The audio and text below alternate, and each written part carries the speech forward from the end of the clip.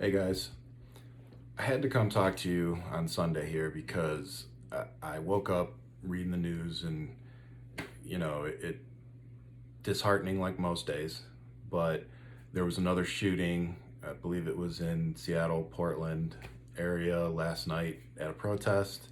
Um, but for me, more importantly, a video came out showing this Kyle, whatever his name is, um, basically joining in with a group of males and females and beating up a female to the point where a couple of guys had to stop and get out of a car and um, and jump in and stop it.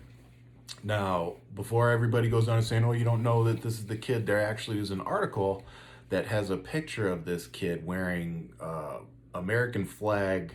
Uh, what are they? Clogs or Crocs? American flag Crocs. So this kid holding his AR-15, he's got these American flag Crocs on, and so when these guys get out in their video and all this, guess what this kid's wearing, beating up this woman. You got it, his American flag Crocs. Yeah, we won't even talk about that. So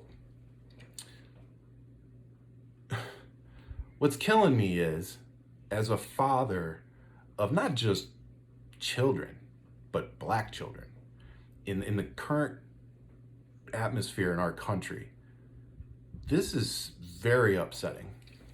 So there are a lot of adults and people out here trying to martyr this kid and call him a hero for crossing state lines with an assault style weapon. Okay. So he crossed state lines, and I believe his mom drove him. Let me repeat that. I believe his mom drove him across state lines, and he ends up showing up to protect somebody's property, not his, but I guess somebody's. And is walking by cops. They're giving him water. After he shoots three people, he ends up with walking away with his hands up, and they let the guy go. Now, you gonna seriously sit there and fucking tell me that if that was a black kid, that he would have just walked right by the cops? Not only that, they gave him water. They gave the fucking guy water, along with the other militias. And then they turned around and started arresting people the next day or two who were showing up trying to feed people. So they're giving out water to protesters, and then they're turning around and arresting people saying they're from out of town and they're instigating things when all they were doing was feeding people. Do you guys not see what's going on? And then right here on my YouTube channel, you got people who are arguing me about fascism. Guys, look, if you're going to sit here and use this, the Bible, which I'm holding the right way, okay? If you're going to use this to justify your actions, and a Christian website raising over $100,000 for this kid, this kid who at 17 years old has beaten a girl in a parking lot and now has shot three people. And you Christians, you Bible thumpers, are going to sit there and use that book to justify this.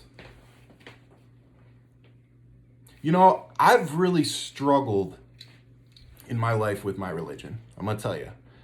And this is some truth bombs, us getting to know each other. I lost my dad when I was 25. Lost him to colon cancer.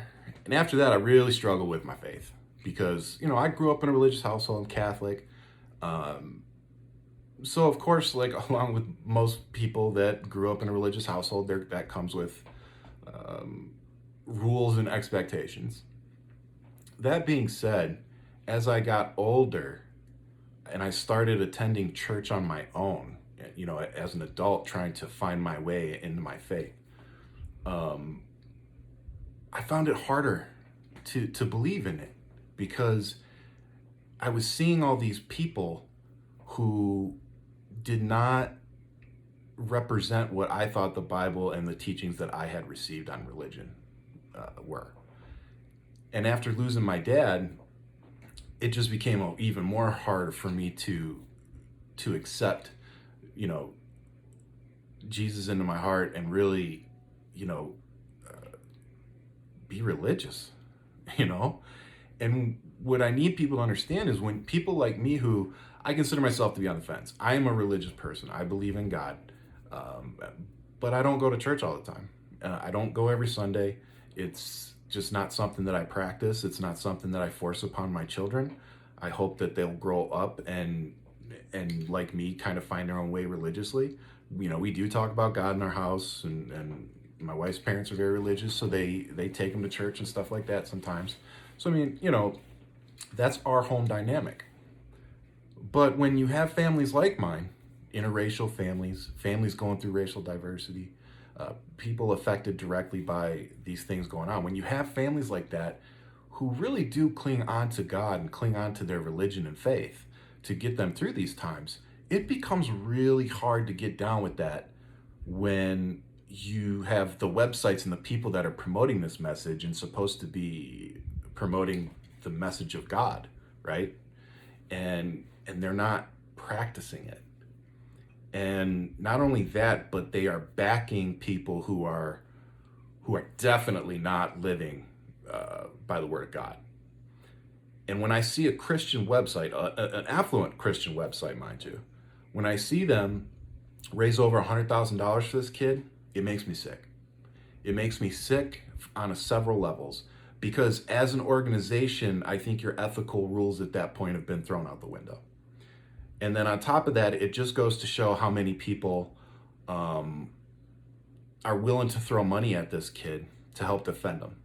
And then to throw everything on top of that, the little cherry on top of this is that Donald Trump, well, not Donald Trump, I'm sorry. I feel like it's a connection to Donald Trump, but Rudy Giuliani is now kind of involved in this and has sent an attorney that he knew or that works for him or represents him at some time, has sent him down to represent this kid. Holy shit. I mean, you're telling me that's not kind of a connection to the President of the United States, maybe pushing a white supremacist message? I mean, come on, guys. He wasn't protecting anybody's property. We're using this, right? Right? Constitution? Is this what we're going by? Using that, explain to me how this kid was justified. Explain it to me. Because I don't see it. And all the right-leaning, you know, Republicans and independents, because I don't see many Democrats out here defending this kid. And I'm sure there's a few, but I don't see many out there. Everybody I see seems to be Republicans and Trump supporters, just keeping it real. So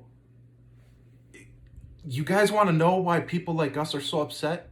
Because we see this. We can't get behind you. We can't, not only that, I can't have you in my life. I can't have you around my kids. I can't have that around me.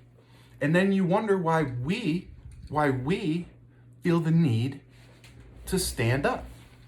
Because at the end of the day, this isn't going to work. And I'm not alone. So we're going to stand up. We're going to get this message across. And we're going to get this done in November.